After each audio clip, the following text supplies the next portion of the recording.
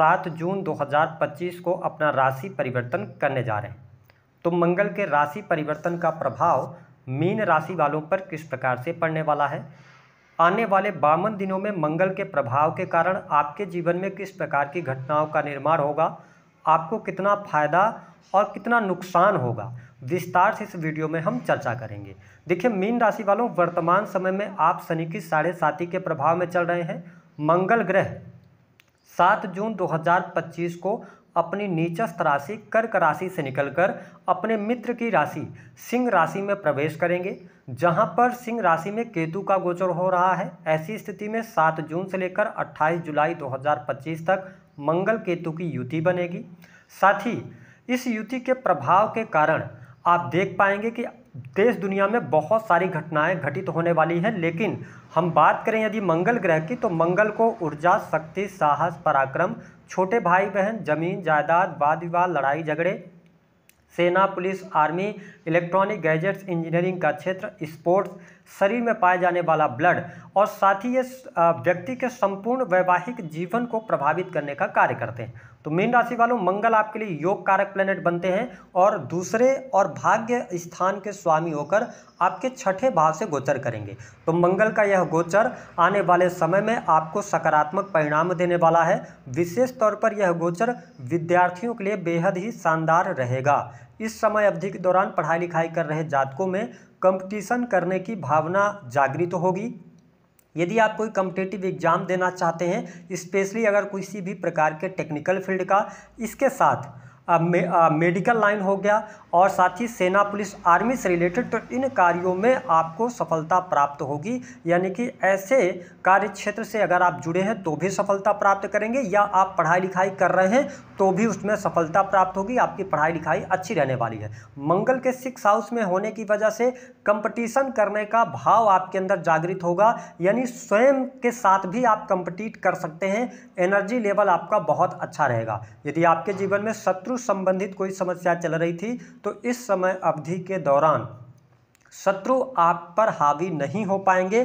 चीज़ें आपके लिए बहुत ही अनुकूल रहेंगी। यदि आप जीवन में लोन को लेकर, कर्ज को लेकर परेशान चल रहे थे तो कर्ज यहाँ पर समाप्त होता नजर आएगा। कर्ज की स्थिति से आप बाहर निकलने लग जाएंगे। साथ ही 6 साल जो होता है यह सेवा का होता है। तो यदि आप नौकरी पेशा जीवन के अंदर हैं तो नौकरी पेशा जीवन भी आपके लिए अच्छा रहने वाला है। रीजन है उसका कि देवगुरु बृहस्पति की स्थिति आपके लिए बढ़िया बनी हुई है। देवगुरु बृहस्पति आपके 10th हाउस को देख रहे हैं 7वीं दृष्टि से, तो कार्य क्षेत्र में तरक्की, मान सम्मान मिलेगा।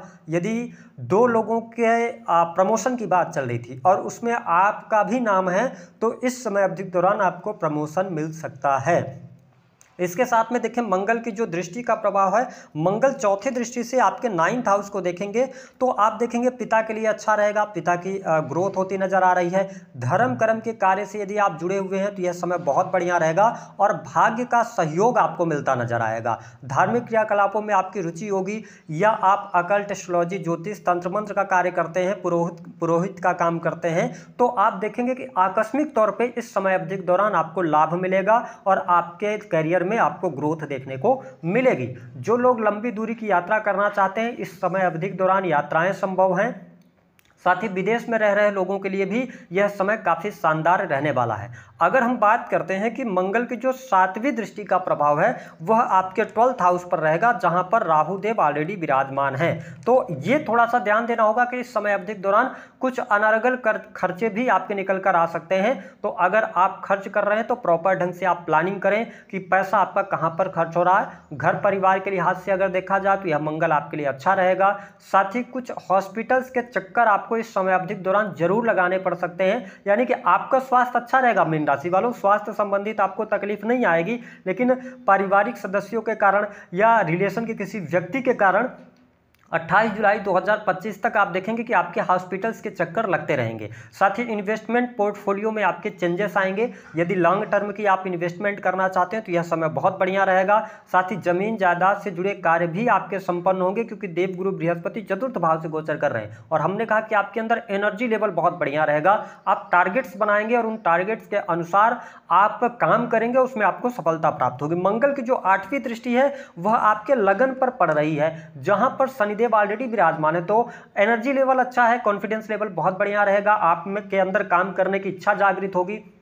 साथ ही ये बात जरूर ध्यान रखना है कि आपके ऊपर शनि की 7.5 का दूसरा चरण चल रहा है, और जो मेरा अनुभव रहा है कि शनि की 7.5 का जो दूसरा चरण होता है यह थोड़ा सा ज़्यादा कष्टकारी होता है, और मंगल की 8वीं दृष्टि पड़ने की वजह से थोड़ा सा आप अगर वाहन चला रहे हैं तो सावधानी से वाहन चलाना है, ठीक है। अगर आप कोई ऐसा कार्य करते हैं जिसमें आपको ऊंचाइयों पर चढ़ना उतरना होता है, या किसी भी प्रकार के इलेक्ट्रिक चीज़ों से जुड़ा हुआ आपका कार्य है, तो थोड़ा सा सावधानी आपको बरतनी होगी। ओवरऑल मंगल का यह गोचर आपके अंदर कंप्लीट करने की भावना, साथ ही स्वास्थ्य को बेहतरी, इसके साथ आप मेहनत करेंगे, मेहनती स्वभाव आपका हो जाएगा, जिसका परिणाम आपको कमाई के रूप में देखने को मिलेगा, यानी आर्थिक स्थिति में सुधार आपको देखने को मिलेगा। भाग्य के द्वारा धन की प्राप्ति भी होती नजर आ रही है।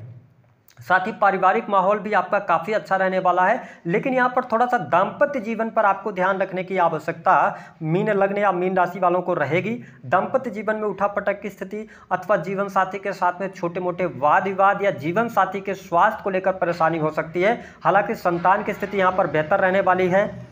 प्रेम संबंध के मामलों के लिहाज से समय अच्छा रहेगा, यहाँ पर किसी भी प्रकार की समस्या आपको देखने को नहीं मिलेगी। तो कुल मिलाकर मीन राशि वालों के लिए यह गोचर बहुत ही शानदार है। यदि आप बिजनेस व्यापार कर रहे हैं तो बिजनेस व्यापार में भी तरक्की, काम में वृद्धि देखने को अवश्य प्राप्त होने वाली है। इस समय अवधि के दौरान यदि आप पार्टनरशिप की तरफ आगे बढ़ना चाहते हैं तो थोड़ा सतर्कता के साथ में आप आगे बढ़ेंगे तो अच्छा रहेगा। तो कुल मिलाकर आपके लिए मंगल का यह गोचर बेहद ही शानदार जाने वाला है। थोड़ा वाहन चलाते समय सावधानी आप रखिएगा। जो लोग रिसर्च के किसी भी फील्ड से जुड़े हैं, इंटरनेट से जुड़ा हुआ काम करते हैं, क्रिएटिव फील्ड से जुड़े हुए हैं, यूट्यूब ब्लॉगिंग वगैरह करते हैं, तो यह गोचर आपको बेहतर परिणाम देगा, आपको लाभकारी यह गोचर सिद्ध होने जा रहा है। उपाय क्या करना है मीन लग्न या मीन राशि वालों को? देखिए, शनि की 7.5 का प्रभाव है, तो बुजुर्गों का सम्मान करें, ठीक है। बुजुर्गों को कुछ मिठाई वगैरह अगर आप खाने के लिए देंगे, या बच्चों के साथ में आप क्वालिटी टाइम स्पेंड करेंगे छोटे बच्चों के साथ में, तो सैटर्न का शुभ प्रभाव आपको देखने को मिलेगा। और मंगल के लिए यही कहूंगा कि मंगल और केतु की जब युति बन रही है 6th हाउस के अंदर, तो आप जल्दबाजी में अपना कोई भी, अगर आप नौकरी पेशा जीवन में है तो नौकरी चेंज ना करें, बहुत सोच विचार कर निर्णय लेंगे, है ना, आवेगित होकर निर्णय ना लें। और हनुमान जी की उपासना करते रहें, ओम हंग हनुमते नमः, इस मंत्र का प्रतिदिन 21 बार जाप करें और उसके बाद अपने काम पर निकलें, तो आपको यह